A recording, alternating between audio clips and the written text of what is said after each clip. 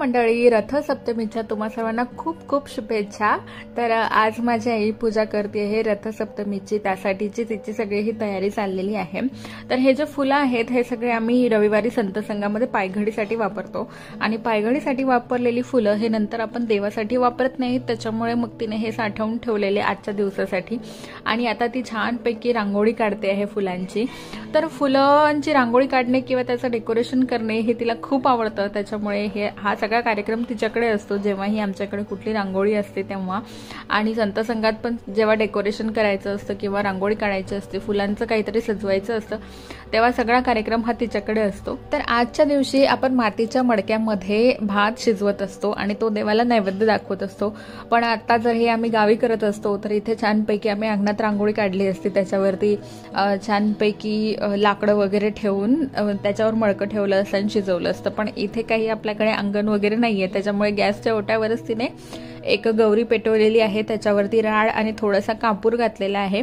आणि हे जे मडकं होतं हे सुगडं आहे माझं, जे मी संक्रांतीला वापरलेलं होतं, तर ते तिने रात्रभर पाण्यात भिजत घातलं आणि मग त्याची ती पूजा करते आहे। त्याला तिने छानपैकी तूप लावून घेतलेलं आहे आणि त्याच्यावरती हळद आणि कुंकवाने तिने पूजा केलेली आहे। त्याला 5 धाग्याचे वेळे दिलेले आहेत।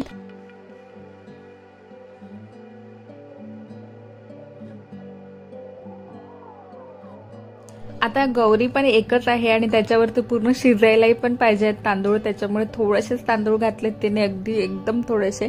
त्याच्यामध्ये दूध आणि तांदूळ, थोडंसं तूप, साखर आणि थोडीशी हळद सुद्धा घातली तिने आणि असं करून आता ते छानपैकी उकळवून घेणार आहे। तर खरं तर मला वाटत नव्हतं की एवढ्याशा गौरीवरती ते पेटेल आणि छानपैकी शिजेल म्हणून तो भात, पण ती सतत त्याला ती कापूर वगैरे टाकत राहिली, त्याच्यामुळे ते उकळत राहिलं आणि छानपैकी तो भात शिजला।